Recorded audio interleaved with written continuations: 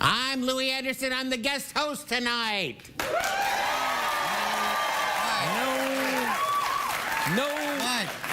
No, he's not. No? You are the voice of the robot tonight. The robot is going under repairs. For 2 weeks, different people are doing the voice of the robot. Stop texting me and saying, when's the robot coming back? People have your text number? You know what I mean, Tweety and stuff. Anyway, so what happens is we take you backstage and you go into a pod. Okay. Yeah, and in the pod, once you're in the pod, your mind is taken from you and put in the body of the robot, like the Vulcan mind meld. You know the Vulcan? Yeah. Right.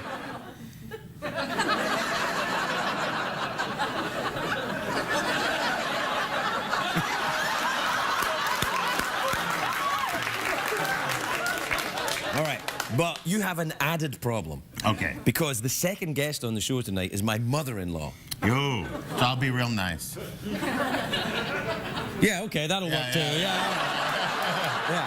No, she wrote a book. Yes. I met her. Oh, you did? Yeah. Yeah. She say anything about me? Everybody was fawning over her, so I figured you were in trouble. Yeah. She's my mother-in-law. Yeah. She hates me.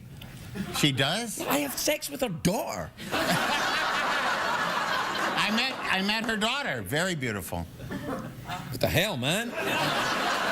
Everybody was in one room. What? Anyway, look, here's the thing. They were putting makeup on. Anyway, look. Okay. Really? Yes. Oh, right. Look, so you go backstage, you go into your pod, pod. and the suckers will go in your head, and then your voice will come out of the robot for the rest of the show. Okay, you got it. Right. And you will be the personality of the robot. I will. Right. Did you get that? Did you get it? Did you get it? All right. All right, we'll be right back. All right.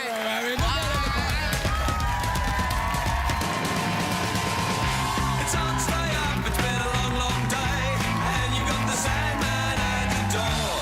But hang on, leave the TV on, and let's do it anyway. It's okay, you can always sleep through work tomorrow, okay?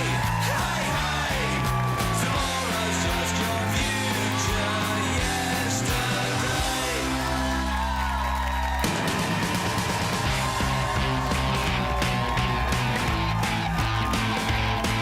The Late Late Show with Craig Ferguson, sponsored by Robitussin. Get simple relief at Robitussin.com. Ladies and gentlemen, Craig Ferguson.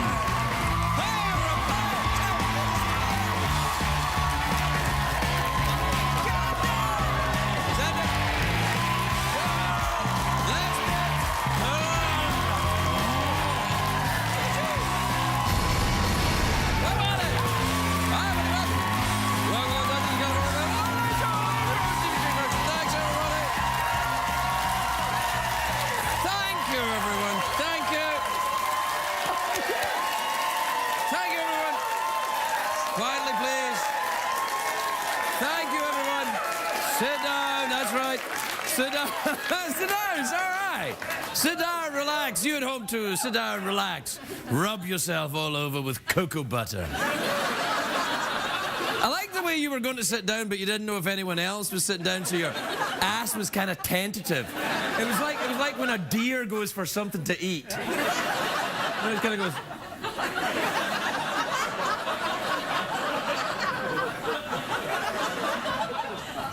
You like that, don't you? Please, Craig, do that thing where your ass is like a deer going for something to eat. Ooh, it's like a big pointy buck. Classy Friday night show, isn't it? That's right. It is, in fact, a great day for America, everybody.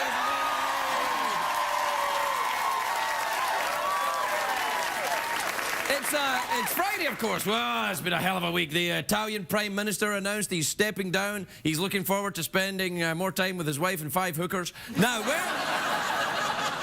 where is everybody? Where are the Italians going to find another sex-crazed politician? Herman Cain, perhaps?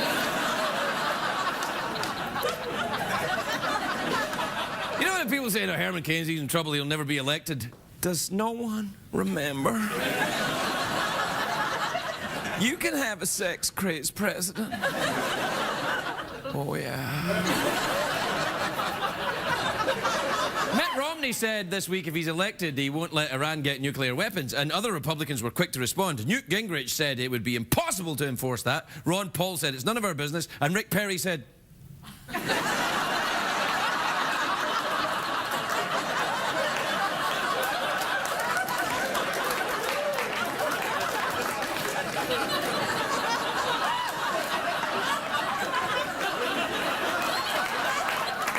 In Britain, there are rumours about Prince William's lovely bride. What's her name again? Kiki Wigglesworth, that girl? Yeah. Love it. The rumours are that Princess Kiki is pregnant. And I'm like, fess up, Justin Bieber.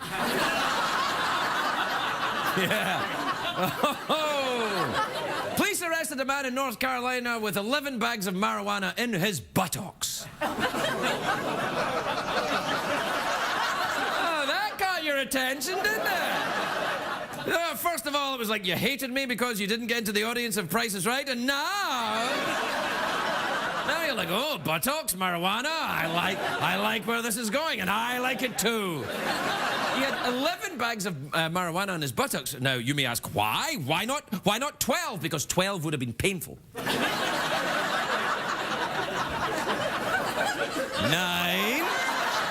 10, 11. Ready to go.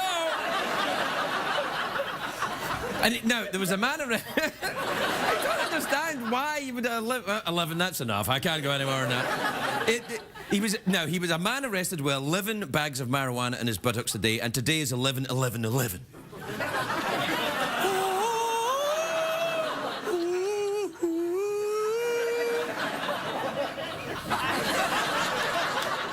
Today's date is the number 11 repeated 3 times. That's, what's that called again when something's repeated over and over again? Oh, yeah, this show. Do we have 11 pictures of Paul McCartney? There you are! Hooray! Stick them near your buttocks. The date 11/11/11 is kind of freaky, though. Seeing all these ones lined up like that reminds me of the days I had to count my earnings from the strip club. 9. I might have been paid in $1 bills, but what I learned there was priceless. Technically, I suppose today is the 12th of November, not the 11th, depending on your region. But on the internet, there are, of course, all kinds of doomsday predictions for the 11th. Guess what? Nothing happened. 11/11/11 doesn't mean anything. Doesn't mean anything. Doesn't mean anything. People put a lot of significance in numbers, and these people are called morons.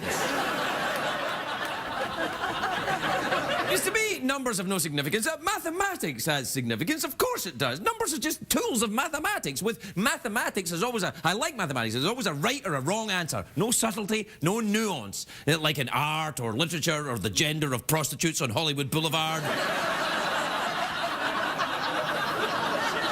What I'm saying is, you know where you're gonna get with mathematics. There's no nasty surprises. Or awesome surprises, depending on your point of view. I may respect mathematics, but not mathematicians. A bunch of wise asses. They don't see the big picture. To them, pi is a mathematical constant. Why make it complicated? Why bother?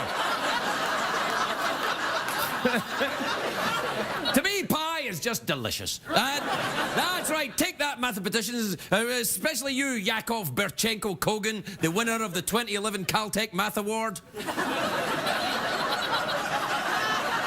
Right now, that guy's like going, what the I'm a mathematician. What the hell, man? You know what you did, you number-crunching geek. See, you can always trust mathematics, but not the numbers. A person can make numbers say anything. My favourite is you put 58008 into a calculator, turn it upside down, it says boobs. Yeah. Where's my prize, Caltech, you bastards?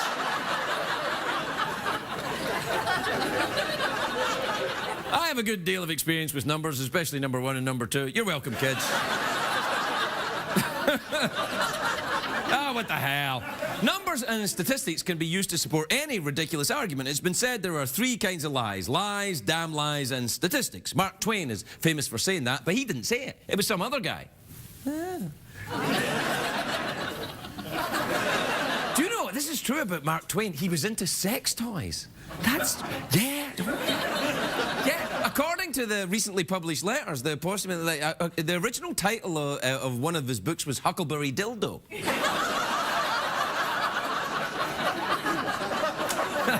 I made up the last part. Anyway, we can all be thankful that the world didn't end on 11/11/11. Everyone knows it's going to end in 2012. That's what the Mayans say. Except they didn't say that. All they said was the calendar would run out in 2012. And I don't see what the big deal is. When my sexy fireman calendar runs out, I'll buy a new one. And when I say I buy a new one, I mean a new sexy fireman. And then I do this, apparently.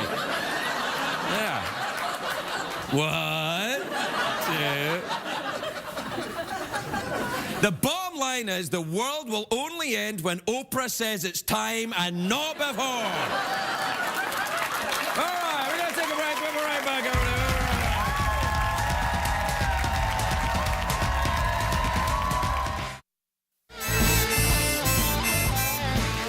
Welcome back to the show, everybody. Oh, I can see you're reading a book, Craig. Yes, it was written by Linda Cunningham. She's the author of this book. She's also my mother-in-law. It's a very interesting book, great book. There's no reason she's on this show. She's not on the show because she's my mother-in-law. Hey, I like having sex, all right? What the hell, man? You would do it. You would do it like you would do it, wouldn't you? Oh, would I?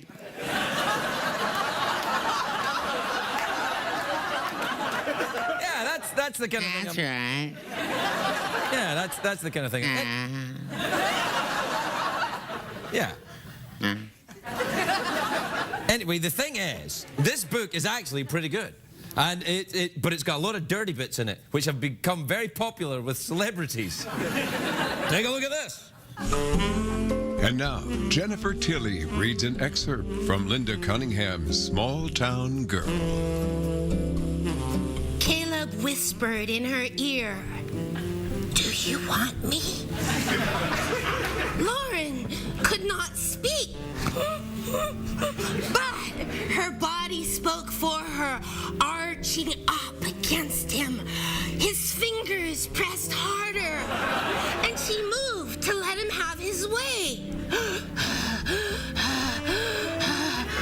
Their breathing became audible.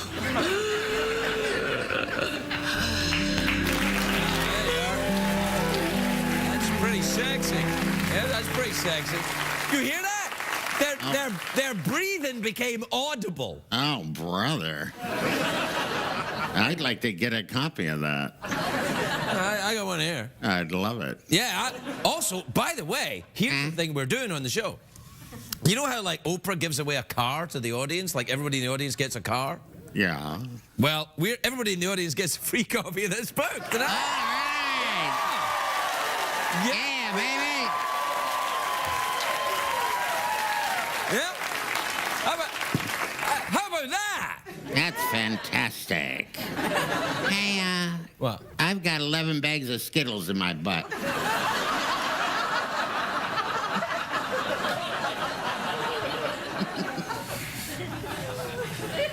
Family size or fun size? Halloween size.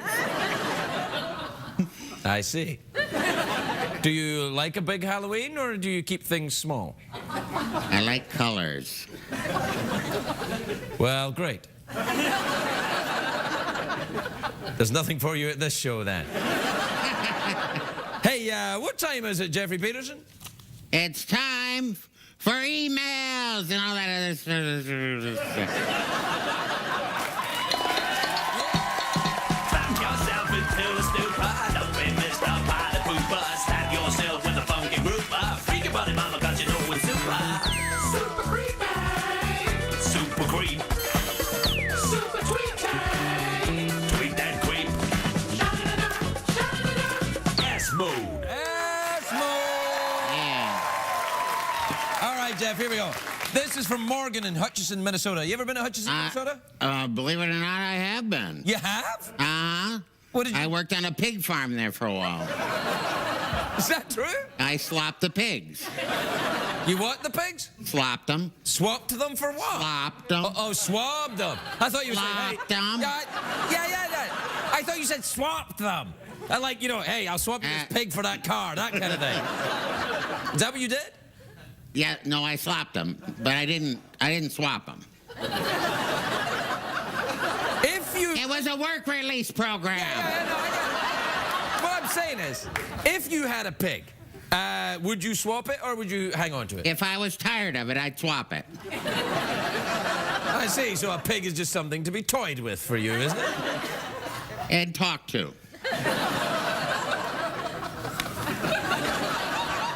All right, Morgan in Hutchinson, Minnesota says, hi, Craig and Geoff. I like the teacher's assistant in one of my courses. How can I ask him out without looking like I'm doing it for extra credit? You ever been attracted to one of your teachers there, Geoff? Just the gym teacher.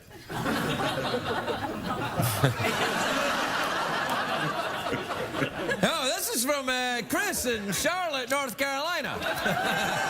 Hey, whoa. You ever been to Charlotte, North Carolina? I have not. I've been there. Is it beautiful? Yes, it is. I'd love to go. I'll meet you in the convertible.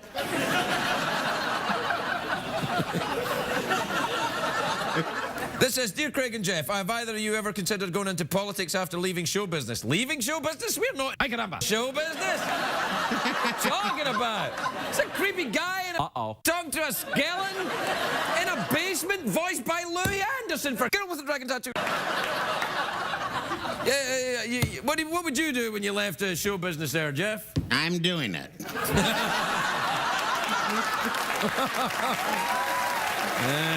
Yeah. Right, this is from KC. Oh, I wonder if it's from KC and the Sunshine Band. Do you remember them? I opened for them once. Larry King came out and talked, and then I did a comedy act. And then they sang. Oh, that kind of opening for him. Yeah. Anyway, Casey... you found that worked for you eventually, did it? All right. Well, I didn't know I was supposed to laugh. Well, you know, every little helps, is what I'm saying. Anyway, Casey in Sydney, Australia says, hi, Craig and Geoff. I recently found out my sister had a one-night stand with my best friend. Uh-oh. Is it too awkward to confront them on it? But why the hell would you want to? Yeah, live and let live. Yeah, mind your own ooh-la-la business. How about that? Right, Geoff? Well, how good of a friend was he? Yeah. I don't know. I don't know how good of a friend was. What? All right. Oh, we're out of time? Yeah. Again? Yeah, we got to do the commercial break. Do you want to do the commercial break? You do the commercial break while I read this very entertaining book. Okay. All right. Come back for more stuff.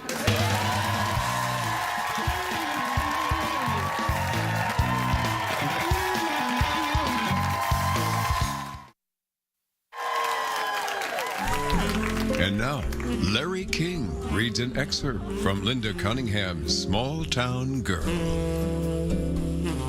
Page 85. 84 was terrific. He was tearing off his shirt, stepping out of his pants, and suddenly he was naked on the bed, beside her, all there, all male. M-A-L-E.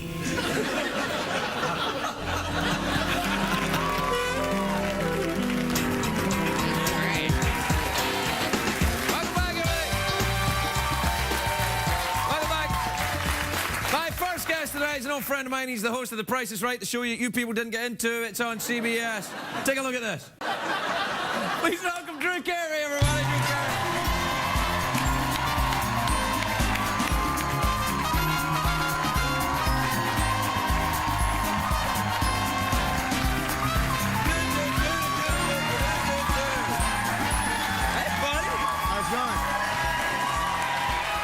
Nice to see you. Hey, buddy, how the hell are you? I'm doing great. You look great. Look at you, all buff and handsome on, now. What shut the up. hell, man? Please. I've been following you on You the. put chocolates in my dressing room. I gained like 5 pounds. Yeah, I know.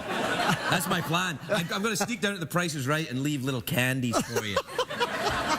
Just like the custodian does around here. Yeah. Yeah. They used to do that on the Drew Carey show. They did. Yeah, leave you little candies for me. remember when we were? You used to remember that episode where we all had to get naked?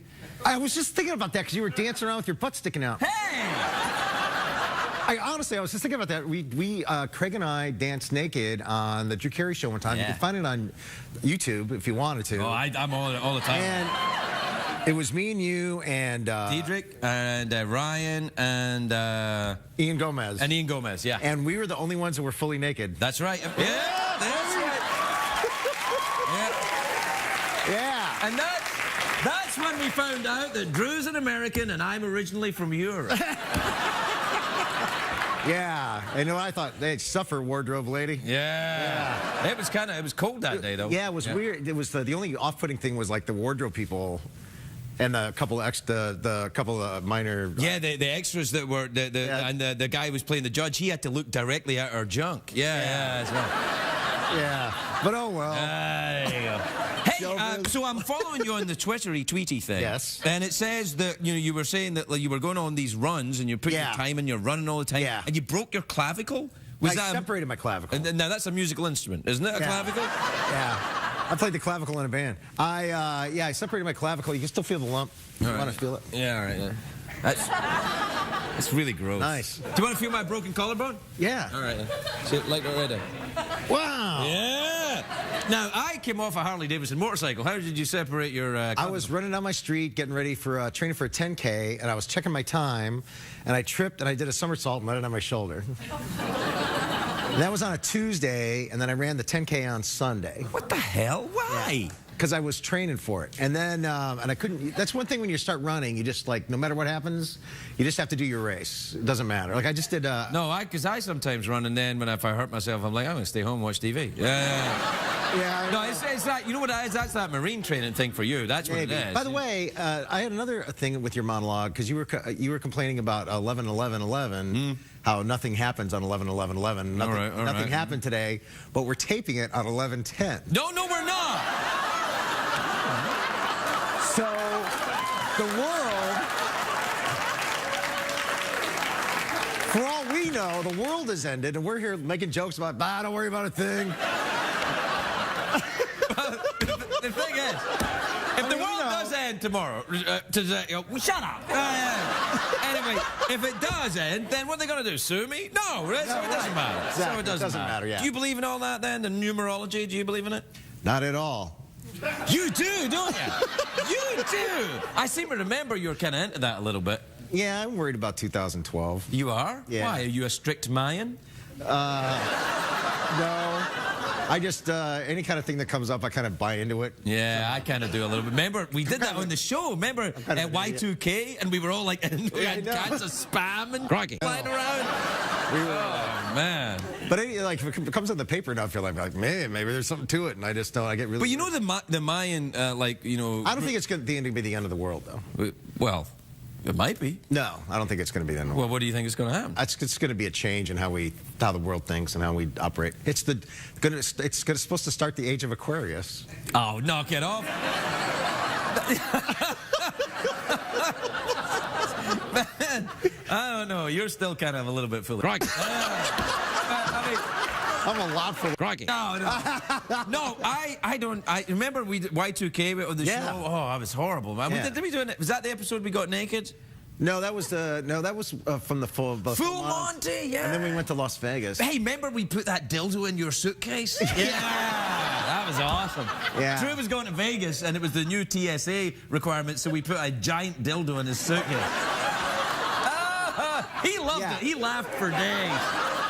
I was playing at Caesar's Palace. I was headlining at Caesar's Palace. It was a big deal, and I had a date. And it was a two-room situation in the state because we just started dating. What was his name again? See what I did? Yeah, I told you that. Yeah. So I had a date, and so I was gonna. I think I met her on the plane, but I was in Burbank Airport, And it was because I made some joke with Ryan Stiles. I was like playing around with his hat during a rehearsal. I kept on knocking his hat off. It was a joke, and they were like, we got to get him back. So they put it, I went through the security at Burbank Airport, and they threw it was before 9/11. So they put my bag through, and then it went back in. And then it came back out again, then it went back in. Then it came back out again, and then Good times, the security The security guy goes, hey, aren't you that guy from that TV show? And I go, yeah, I am. Thanks for noticing. Nice to meet you. I was trying to be Mr. Friendly. I got my little carry-on bag, got on the plane. I get to Caesar's Palace. Me and my date were in my room. I'm unpacked. We're like, hey, we have dinner or something like that. Unpack my bag, and there's a paper bag right on top of my where I put my I pack. remember it, yeah. And I go, well, this is weird. And I open up the bag, and it's a 10-inch dildo. Oh, yes, it was. Yeah. And I'm looking one of at my my date. personal collection as well. And I'm looking at my date. I'm like, I don't know how this got here. I got no plans. You know, like, this isn't for me and you. This is just something somebody must have put this here.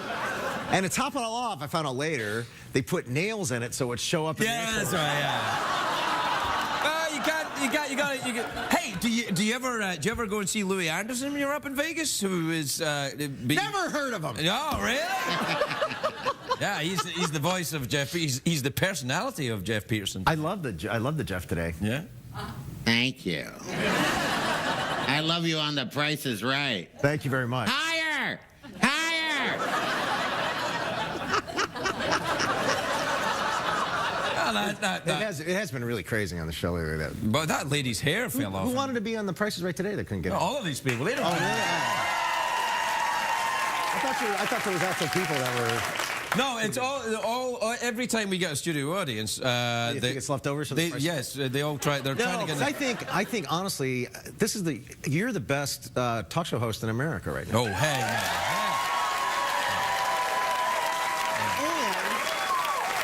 I don't know why. I'm honestly, so what's his name dropped out of the Oscars. I don't know why they didn't call you. I don't know why you don't host. Oh no, the Oscars. Billy Crystal's doing it now. We found that out yesterday. But you should do it. But you should do it. No. I would. Even if they asked me, which they never did. But even if they did, I would never do it. Why not? Because I like it here in the basement. I don't want to be out there with all them Hollywood types and they're all going, I don't like that joke. Mention my movie. I don't. Yeah, it's easier doing that. Yeah, A lot less stress. Yeah, it's nice here. I got my skeleton. Just your mother-in-law coming on. Oh, her book. No, that reminds me, we're out of time. Mouth organ, awkward pause, big cash prize. Cash prize. Okay. What time is it, Shadow Stevens? It's time for the big cash prize. $50. Shadow Stevens. All right.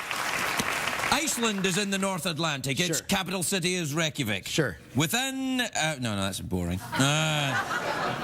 True... No, come on. Oh, your hair fell off. True or false? George Washington grew marijuana on his farm. It was hemp. But so, kinda true. Can we accept that adjudicator? Yes, we can! It's true!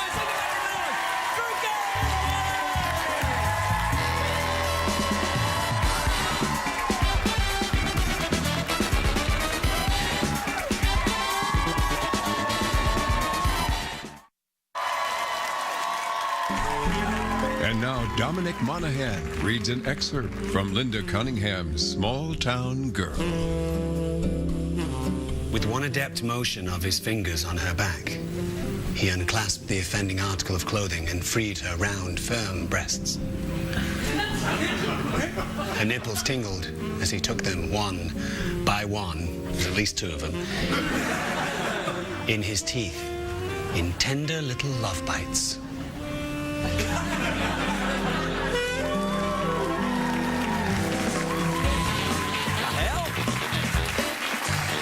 Welcome back, everybody. Welcome back to the show. My next guest is one of the great American beauties. She's the author of the sensational new book, Small Town Girl. Please welcome my mother-in-law, Linda Cunningham, everybody. Linda Cunningham.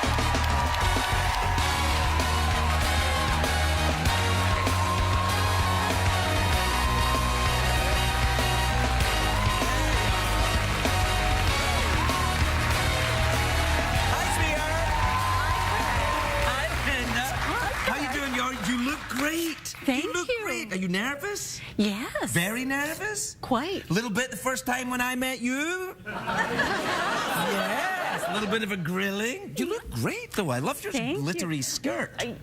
Your wife was my stylist. Well, she did a fantastic job. She does. And listen, I know that you probably think I've been making fun of your book, but I've actually read it. Have and you? It's actually pretty good. I mean, really. Well, thank Which you. was such a relief, because I would have had you on if it was crap. But it's good. But there's a lot of sexy things in it, Linda. Yes, there is. How did that happen? You know what they tell authors. They say, write what you know.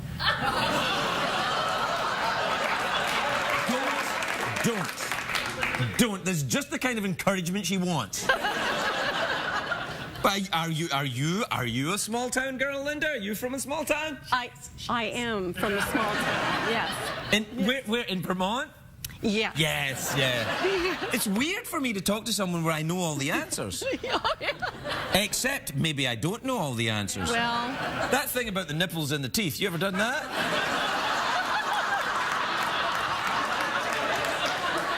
Some things have to remain mysterious. Right, they do, yeah. But you've been writing for a long time. Remember you wrote that children's book? It was lovely. Yeah. What was that called again? Copper Angel. The Copper Angel. Right. Yep, that was a nice book. Was that during your drug years? So when you were with the biker gang, Linda, as I remember... She wasn't with the biker gang. I already know the answer to this, you see. So how are things at the farm, then? They're very nice. You looking after my horse? I am. Oh, he's wonderful. He's nice, isn't he? Yeah, he's cuddly. Yeah, don't cuddle horses. Is there any horse cuddling in this book? No. I think I would have remembered. Linda has a farm, and I've got a horse that we saved, didn't we? Yes, we did. We saved from a cruel... He was quite thin and he was anorexic. He was anorexic, and he was smoking. Had a drug problem. He did have a drug problem, yeah. And Linda nursed him back to health using the power of love.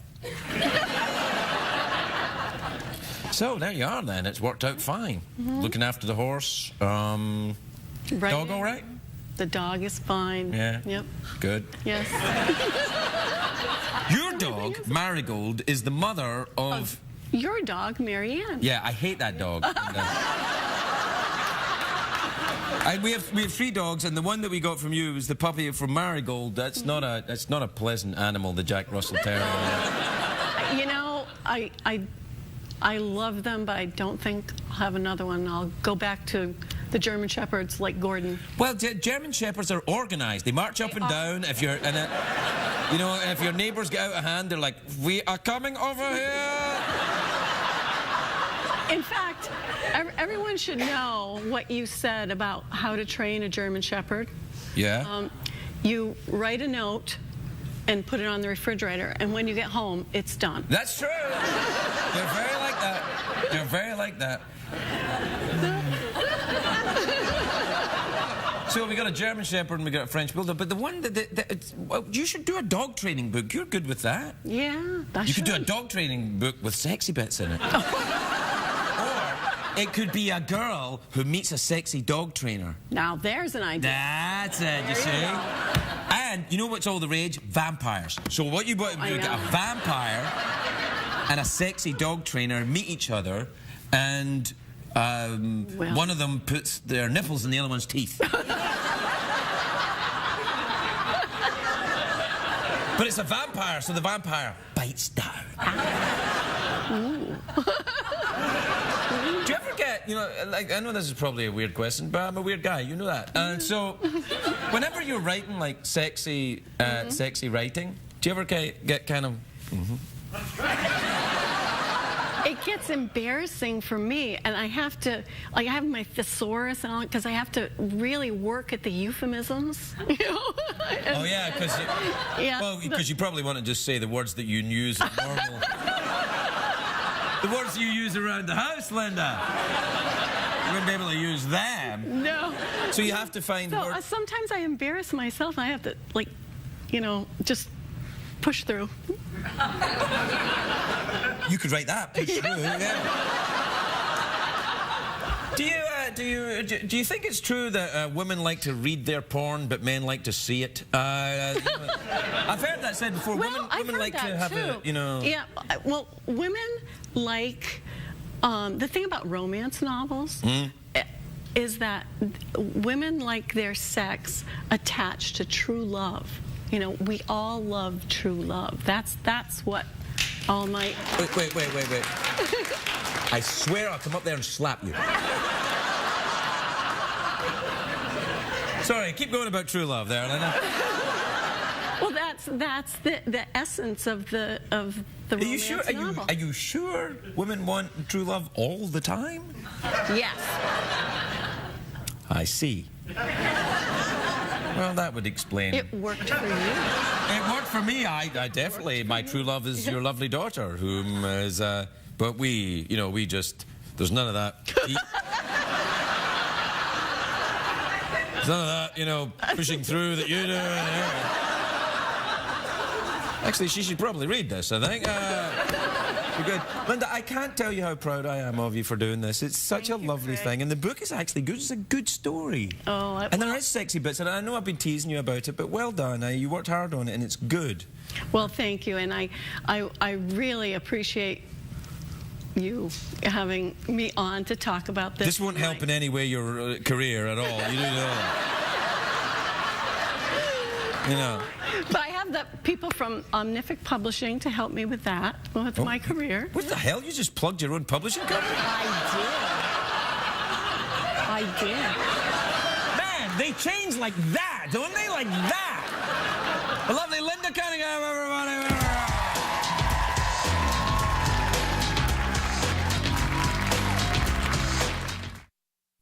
What did we learn on the show tonight, Greg?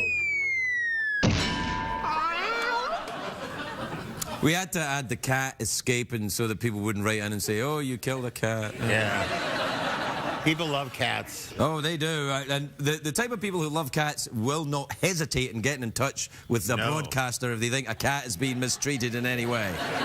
They are on it. You can't even mistreat a photograph of a cat. Yeah. Because that's all that is. Yeah, it's a photograph of a cat. We didn't actually drop a weight on a cat. Yeah. It's a photograph of a weight falling on the photograph of a cat. But the first time we did it, people were like, oh, I can't believe you did it on a cat! Anyway, how did you have a nice time in the pod, being the skeleton? The pod was great. Yeah. I love being in the pod. I love your show. You're a great host. No, don't stop that. Drew Carey did all that. And I mean it, though. No, well, he didn't mean it? Hey, do you know what was weird? My mother-in-law being on the show. Oh, man. Oh, you know what? Was it that, like, did you not know really what to say? Because what do you say? Well, you know, the thing is, I knew that she needed to be more embarrassed than me because I've read the book and that nipple teeth thing is really in there. Yeah. You know, I don't know how to look at the woman. I mean, isn't it crazy? Your mother-in-law, and then you read that book and you go, what? Yeah. And then you show your wife and go, this is your mother. Yeah.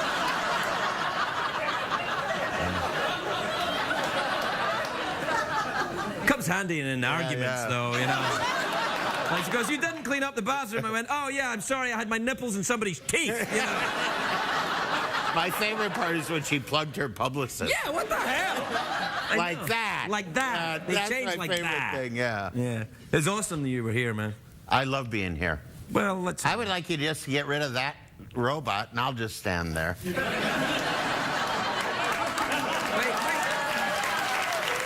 I really don't want you to get rid of the robot, because I don't want to stand.